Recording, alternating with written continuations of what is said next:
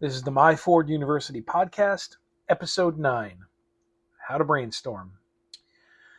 Hey everyone, welcome back to the MYFORD University Podcast. This is where we cut through the fluff and break out and break down what actually works in business, thinking, and life. I'm your host, George Sloan. In the last couple of episodes, we explored two of my favorite questions, why and what if, and how they can help you get to the root of a problem or unlock new possibilities. Today we're going to connect the dots and talk about something just as powerful, brainstorming. Now, before you roll your eyes and picture a whiteboard full of bad ideas and no action, hear me out. Brainstorming is when you get a group of people in a room and free flow ideas. So when it's done right, it's one of the most effective tools to think more clearly, generate better ideas, and solve hard problems, whether you're working alone or with a team. When it's done wrong, it's frustrating, unproductive, and often a complete waste of time. So, in the next 20 minutes or so, I'm going to walk you through what brainstorming really is and isn't, when to use it, how to do it solo, how to lead or join a productive team session, and the biggest mistakes to avoid. Let's get to it. What is brainstorming really? Okay. At its core, brainstorming is an idea generation situation without judgment. It's structured creativity. You're not trying to get the one perfect idea right away. You're trying to get enough ideas that the good ones rise to the top. It's about volume first and filtering second. As I said before, free form. No bad ideas, just get them all down and then you can cull them later. It's used in product development, marketing, strategic planning, coaching, even personal life planning. But most people skip those steps or they don't use it at all.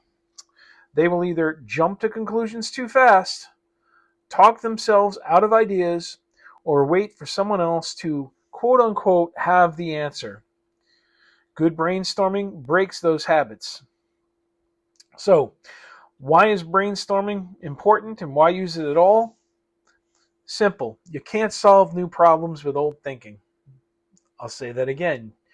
You cannot solve new problems with old thinking. Brainstorming gives you options, insights, momentum, and sometimes your next big move. It helps for you to have, again, an open mind and free form, because what it will help you do is surface things you didn't know you knew, and that's where the magic happens.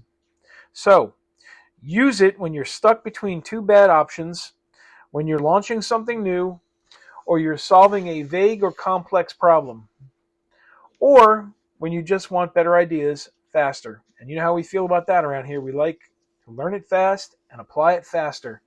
We want real-world results and outcomes. Okay, so most times when you do brainstorming, you do it in a group. But here we're going to talk first about the idea of solo brainstorming. How to think better on your own. So, you don't need a team to brainstorm. In fact, some of the best thinking happens alone without judgment or interruption.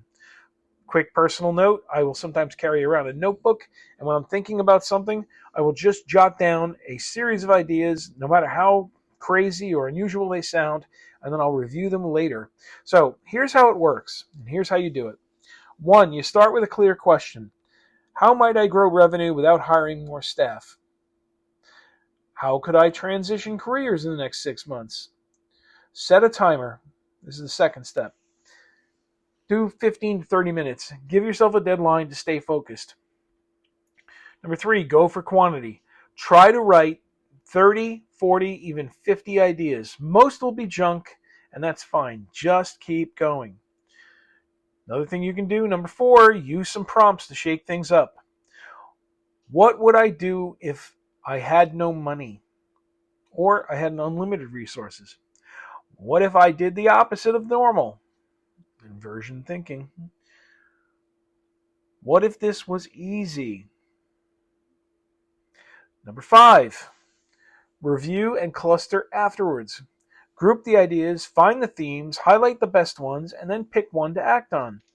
You'll be amazed what comes out of your brain when you give it the space and stop trying to be clever. Just pour it out. You're doing a brain dump on a piece of paper or in a notebook, and you can look at it later. All right. Now, that's you doing it by yourself. Team brainstorming and how to do it right. Here we go. Group brainstorming gets a bad rap, and for good reason. Too many sessions turn into a few people talking and no one capturing anything. Something you have to do when you do this is there needs to be someone who's kind of acting as moderator and then making sure everyone chimes in and gives some ideas. Finally, no decisions end up being made. Okay, so that's the way it happens where it's wrong. But with a little bit of structure, you can flip that. And here's how to lead or join a productive group brainstorm. 1, set the goal up front. We're here to generate ideas to improve customer retention. We're not judging ideas, just getting them out. 2, build a safety net. If people are afraid of looking stupid, they won't share. Make it clear that wild ideas are welcome. 3, use structure. Go around the room, one idea per person. Again, this is where it helps to have maybe a moderator. Have everyone write silently for 10 to 15 minutes. That's another way to do it. And you put it in a hat, so to speak, and you pull them out later and have a discussion. Or you could use sticky notes, whiteboards, and/or digital tools to display the ideas. Number 4, very important, defer judgment. No filtering. No, that won't work. You can't create and critique at the same time. I see that all the time. Oh, we can't do. Why not? And then why are we talking about this now? Get the ideas out, and then we'll rip them apart later. 5, group and prioritize later on. I just said that. After the idea storm, sort them. Group similar ones. Find the boldest ones. Find the simplest ones. Find the most promising. Find some that are surprising. Then assign ownership for the next step. Okay? This is a step that a lot of people skip and why their brainstorming never goes anywhere. Okay, let's talk a couple real examples.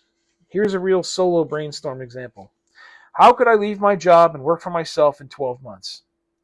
I came up with start consulting on weekends, build an audience through a newsletter, launch a micro product, rent a room for extra cash, or cut expenses to buy time.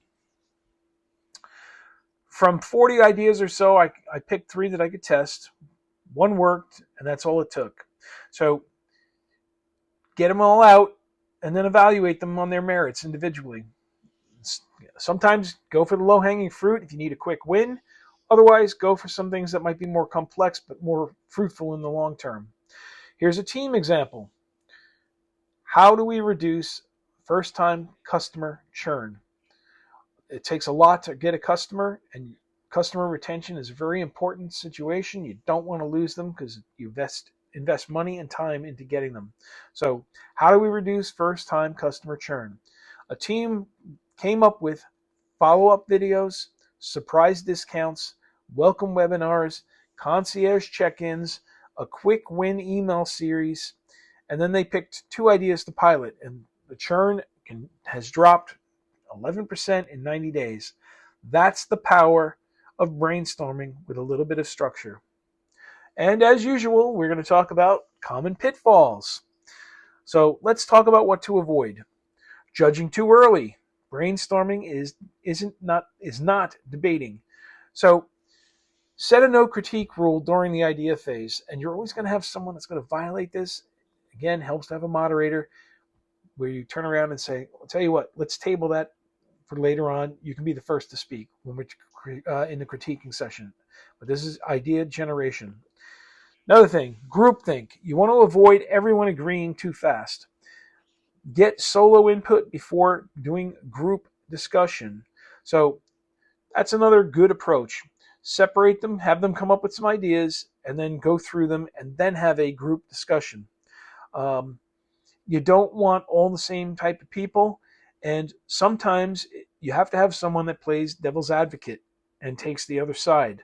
So if you really want a fruitful session, make sure that you're not just getting a bunch of yes men and women who are just going to go along and they just want to get through it. You want to spend some time and do this right. The other thing you want to avoid is loud voices dominating.